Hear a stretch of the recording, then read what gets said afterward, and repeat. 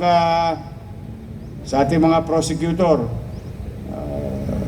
yung pinanawagan kong basag kotse gang, mamaya ipadadala ko sa inyo. Buti naman nagtino yung mga yon. Sabi ko sa kanila, sumuko na sila. So kung sino man yung mga taga Sampaloc dito, mga shoutout, mga bata Sampaloc, yung isang about 3 weeks ago, an incident, 3 weeks ago. We will share it to you later, and they're going to be sent to prosecutor's office. Ayan. So muli, good morning. Good morning.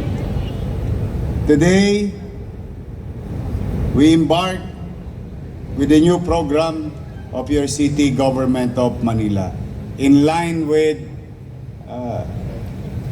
confronting, cushioning the socio-economic impact of this this Middle East war that affects the oil and created crisis, not only in Manila, not only in the Philippines, but all over the world. At marami nang nahirapan.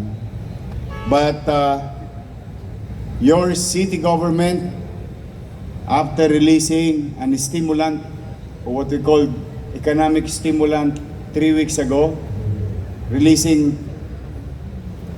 things that is due to our people ahead of time. Now, the second phase of our augmentation, or at least in a form of assistance with service, 1,097 heeded the call of yours truly. 1,097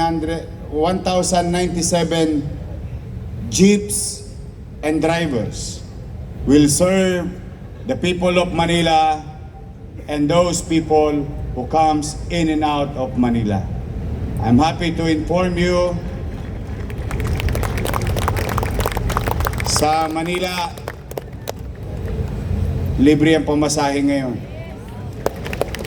May tumama na ba sa inyo? Mga taga Pandakan, o mga taga Santa Ana, Balik-Balik, Blumentritt. Kaninang alas 5 ng umaga, nakita ko na yung mga report, no, ng ating MTPB. Ito ay programa ng inyong lungsod at inisip namin na tugunan yung hirap na dinaranas ng taong bayan, lalo na ng mananakay. Mga sumasakay, papasok sa trabaho, tulad ninyo, papasok sa eskwelahan, o kung ano mang kanilang lakad ngayong araw na ito. From District 1 to 6, I'm really grateful to the jeepney drivers and their operators heeding the call of your city government. Pero habang ang mananakay ay mag-i-enjoy or at least benefit from it for the next 5 days, starting today, tomorrow, then we stop on Wednesday, then we resume next Monday, Tuesday, and Wednesday, amounting to almost 20 million pesos worth of taxpayers' money. It will serve their gasoline needs. 3,000. Hiniram po natin ang mga driver at operator or jeep. Kumita ang driver, but the very least I can honestly say a little over 1,000, depende sa kanila. Because before the oil crisis, I was told and informed by some of the drivers, they're making about 500 net a day. But after this, now there is crisis, they're only earning about 200 to 300 pesos. The boundary is about 500 pesos. Pamisa-misan daw, sumasala pa yung driver. Kaya ginagawa ng ibang operator 300 pesos na lang. Minsan pake pa. Pake usapan. And about 1,000 and 1,500 worth of diesel. So we opted to provide guaranteed income for the operator. Matutulog siyang mahimbing na mababayaran yung kanyang boundary. The driver ay panatag na panatag siya, hindi na kailangan magharabas o maghabol. At mas ligtas ang pasahero. At least, bare minimum of 1,000 pesos. Almost 5 times over. Or 4 times over. Or at least 3 times over of his regular income. O gasolinahan. Mabebentahan ang negosyo sa Maynila. At higit sa lahat, humigit kumulang 100,000 taga-lungsod ng Maynila will be served today for free ride. Libreng pamasahe. Ako naman ay nananawagan sa ating mga driver. Bagay na ipinagmalasakit na kayo ng pamahalaan. Binigyan kayo ng kapanatagan sa kita sa susunod na 5 araw. At ganun din sa ating mga operator. Ako'y buong kababaang loob naman na nakikiusap sa ating mga driver. Ipagmalasakit ninyo ang ating kapwa. Total, wala ka ng tosgas eh. Kampanting-kampante ka. Nung kami nag-uusap, sabi ko, walang requirements. Ang sabi ko sa kanila, kung paano kayo lumabas nung naghahanap kayo ng pasahero, ganun lang ang gagawin ninyo. And I hope, patuloy na umiral sa lungsod ng Maynila, kahit man lamang dito sa atin, ang pagmamalasakitan sa ating kapwa. And to them, please extend extra step or extra mile for our riding public. Lahat tayo'y gusto maghanap buhay.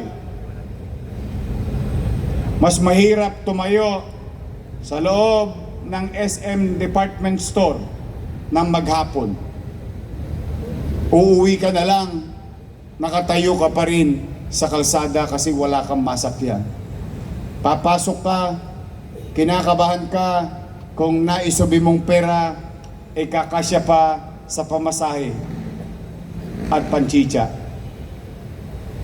Kaya sa dami ng kinakaharap natin, kanya-kanyang mga pagsubok, bagay na dapat ang umiral sa ating lahat ay pag-uunawaan, pagmamalasakitan, at pagmamahal sa kapwa. With that, we will be stronger because we have to confront this together, not only by the government, whether national or local, but we as people must come together.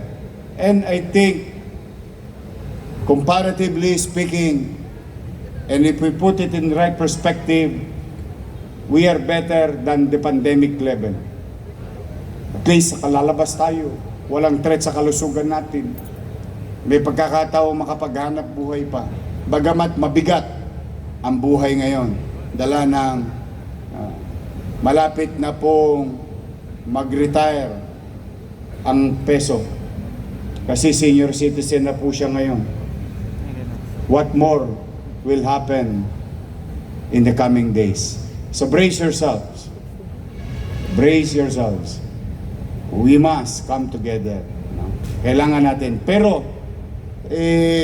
pumanatag kayo. Basta hanggat may mapipiga ako sa BIMPO to extend to the general public through your effort and help. I'll do that. And we'll come again with out-of-the-box idea. Dito, 4 na sektor, 3 bulig ang tinamaan. Operator, naibalik natin ang dignidad sa driver sapagkat yung kanyang kikitain ay pinagtrabahuhan niya. Mabibila ng negosyo at higit sa lahat, on top of the list of that chain is yung mga mananakay na papasok sa eskwelahan, papasok sa kanilang obligasyon o trabaho. So, kaya po, I will do my best in my own little way with a team like yours. I think we'll never go wrong. So, muli kailangan ko ng tulong ninyo para labanan natin at mapagtagumpayan natin itong krisis natin tinatawag. Like, I have to give credit to our Vice Mayor Chi and the members of the City Council with the authority that I asked last Friday, last Thursday. Naibigay naman nila sa kanilang special session na ginawa.